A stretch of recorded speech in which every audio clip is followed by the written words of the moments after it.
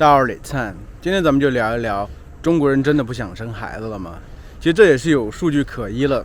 中国最近这个出生率确实出现了断崖式的下跌啊，很多人都觉得中国要完了。对，其实啊，因为有前车之鉴嘛，像日本、韩国等等啊，就是这个出生率已经很低了，感觉再过些年，感觉就要灭国了似的。但这是比较严重的说法，但中国人肯定也有这个很深的这个危机意识啊。现在国家也出台一些政策去调整这个东西，但其实啊，咱们先不管这些大方向啊，就想想看，为什么中国人不想生孩子了呢？其实从我自身的角度看来，就是我生了一个孩子，别人问我你还想再生一个孩子吗？我不想，对不对？首先年纪摆在这块儿，再生孩子，对我老婆她就是个高龄产妇了。身体可能扛不过去。第二点，其实我觉得一个孩子养起来就挺困难的了，所以很多人啊就说城市是最好的避孕药啊，这确实是在城市里头生活压力太大。中国现在因为经济的发展啊，压力确实很大啊。像我们的父母辈那个时候呢是没法生啊，像我爸妈，我之前也讲过，就是他们当时其实是有机会再生一个孩子的。其实都怀孕到8、9个月了，后来还打掉了。很多人都知道嘛，中国这个计划生育政策，对不对？然后再向上一辈，像我爷爷奶奶、外公外婆等等啊，他们当时一般情况下，一个家庭基本都有5、6个孩子吧，这是存活下来的孩子的数量。其实当时就是不管我外婆家还是我奶奶家，都死过2到3个孩子，因为当时有饥荒问题，还有当时生病的时候呀，就特别容易救不活。今天其实还听到一个比较不好的消息吧，就是在西安市有一个小学啊，他们老师组织去采摘活动，就校园里的一个采摘活动。当时呢，就是一块草皮下面，其实有一个化粪池的这个口，你知道吗？井盖一样。他当时没有用那个井盖封起来，只是用木头一样稍微掩盖了一下，上面还铺了一些草。结果当时有一个孩子直接掉下去了。就这样就没了。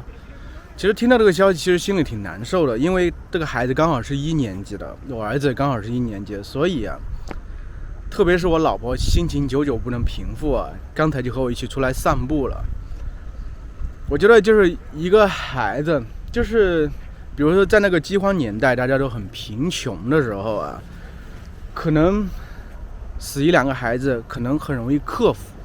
因为大家都是如此，不是你们家是这样，别人家也是这样。但现在的话，我觉得一个孩子没了，真的是灾难性，这整个家庭估计就毁了。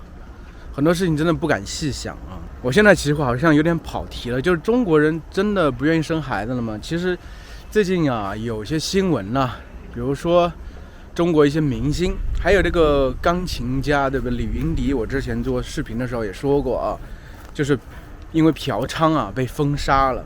很多人就特别好奇，他们长得又帅又多金啊，就是有很多钱，钱怎么用不完，为什么不能去找个正常的女的呢？不是很容易吗？任何人都愿意投怀送抱的吧，我觉得，对不对？但为什么他愿意去嫖娼啊，都不愿意去找一个正常的女人？我觉得这个问题和现在这个低出生率有很大的关系啊。就低出生率其实一个根本问题啊，还是现在的年轻人，他甚至都不愿意结婚了，不只是不愿意生孩子，甚至不愿意结婚了。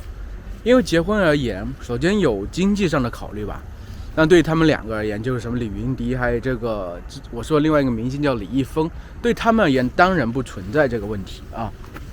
但是对很多年轻人，中国年轻人还是有很大问题的。第二个问题，其实要维系一段关系很复杂。比如说，就是男女朋友之间，其实因为首先地位是平等的，你不能指望一个人就完全的服从你，对你言听计从的，对不对？所以这个时候，可能很多人就觉得很麻烦，因为很多人最开始的时候就找男女朋友的一个动机啊，可能不是为了开展一段感情。开展一段关系，而是生理的需求，对不对？要满足一个生理的需求，最好的这么一个人是什么呢？我觉得就是对你言听计从的，就是你说什么就是什么。这个时候可能嫖娼是一个最方便的手段，对不对？所以对其实有些年轻人而言，中国很多大陆的年轻人而言，就是男生啊，我觉得很大部分其实因为现在网络世界啊非常的丰富，异常发达啊，很多人呢，我们也会看到一些新闻等等啊，他们会去这个给那些女主播打赏，就他们本身自己工资特别低啊，也不高啊，但是愿意花很多钱去给女主播打赏，为什么？其实就是满足这种感觉。你打赏之后，人家会叫你哥呀，对，会感觉很亲切、很亲热，感觉好像是就是感觉你好像拥有他一样这种状态。但假如你有一个女朋友，你可能还需要不断去讨好她，反反复复去揣摩她的心思等等。所以这个其实也是造成了很多中国现在年轻人不愿意去做的事情，不愿意去找女朋友了，太累了，身心俱疲。而且本身大家就是工作压力特别大，大家很多人都知道中国很内卷嘛，大家的工作压力也特别大。这个时候回到家里，其实基本上就想躺平了，什么也不想干，对，刷刷短视频啊，看一下那些漂亮小姐姐啊等等啊，搔首弄姿的话可能更有意思吧，对不对？而且现在网络上有各种资源，你也可以去看，可能也能满足一些需求吧。同时在外面通过钱财也能买到一些东西，大家何必去付出那么多心血和时间去找一个女朋友呢？对，这是很多年轻人的心理啊。而且一旦涉及婚姻的话，那更麻烦，因为在中国婚姻永远不可能只是简单两个人而已，两个人在一起而已。而且我觉得婚姻这个东西，结婚呀，需要这个当下脑子比较糊涂、冲动，对，结婚特别需要冲动啊。冲动才能真正结婚。现在的年轻人其实也婚前同居啊，对吧？很正常的事情。大家已经对那种东西，就是对生理上的需求，其实已经满足了。这个时候，其实很多人不愿意再往前走一步，特别是男生啊，觉得无所谓，我为什么要去让自己走入一个非常复杂的这么一个关系网里头呢？对不对？不只是有老婆，后面还有孩子，还有对方的父母等等。我为什么不能一个人轻松的独活呢？对不对？所以就是这样，就越是这样，这其实是形成了一个恶性循环。另外一点，对于女生而言，其实大家很多人其实发现没有，就是女生呢，在大多数情况下，好像学习成绩啊，都比男生要好，从小到大好像如此。男生好像特别容易养残掉，就是慢慢变得对人生没有期望，人生没有这个野心，不想过得更好了。很多人就是这样混日子，男生的这个比例会更大。所以女生呢，当然同样面对的和男生一样的困境啊。但是我觉得女生面临另外一个困境，就是不止婚姻带来确实有经济压力等等，就是她需要找到一个和自己能力水平匹配的这个男性配偶，其实越来越困难了。特别是在大城市里，大家很多情况下，我之前看过一个数据啊，就是女性大多数啊，就是那些受过高等教育的女性，大多数会匹配嫁给一个其实整体水平远远不如自己的人，很少能找到一个相对很匹配的人，就是相对能力水平比较和他匹配的人。这些男性，优质的男性呢，他又不是特别乐意走入婚姻，他们可能啊，很多人会这种为了满足这个生理需求，会去不断相亲，然后到最后又把女方给甩掉。这其实这种例子屡见不鲜吧。还有很多人可能会出去找花钱的更省事的方式，所以这其实都形成一定的恶性循环。我觉得就是现在中国整体这个状态是这样，不管是年轻的男性还是年轻的女性，都面临这些困境。这种状态造成的，其实大家谈男女朋友都不怎么愿意花心思、花时间、花精力去做。这个时候何谈婚姻呢？对不对？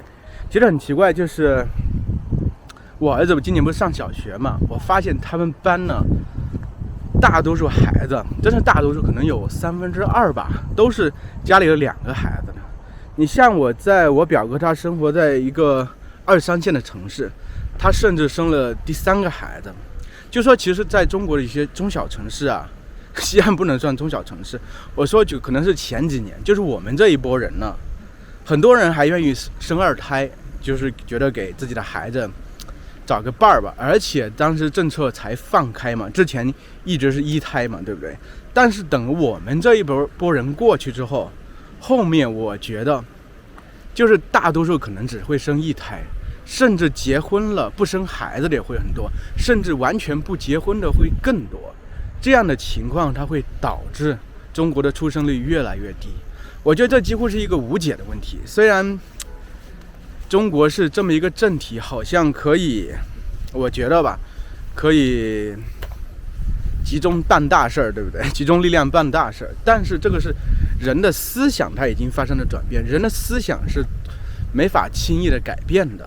中国虽然还没有跨入发达国家的行列，但是已经染上了发达国家这个病，我是这样想。因为日本、韩国已经发达国家，而且在欧洲这些国家呀，出生率都特别低，对不对？所以这是我觉得几乎是一个无解的问题吧。但是呢，就是随着就现在这个经济发展等等、科技发展等等，我觉得其实也不需要那么多人口，因为中国的发展其实在很大程度上是靠这个人口红利，对不对？一开始做一些低端的产业，对不对？但现在其实又随着这个科技发展，其实大家也并不需要这么多人口去做这个事情，可能就需要经过这么一个转型吧。但是随着这个经济发展、自动化发展等等、人工智能等等，可能会首先带来机会，但是我可能会带来更多的危机。这个其实就是一个很深的社会问题了，在这里咱们就不展开聊了吧。那么今天咱们就到这吧，下次再见了。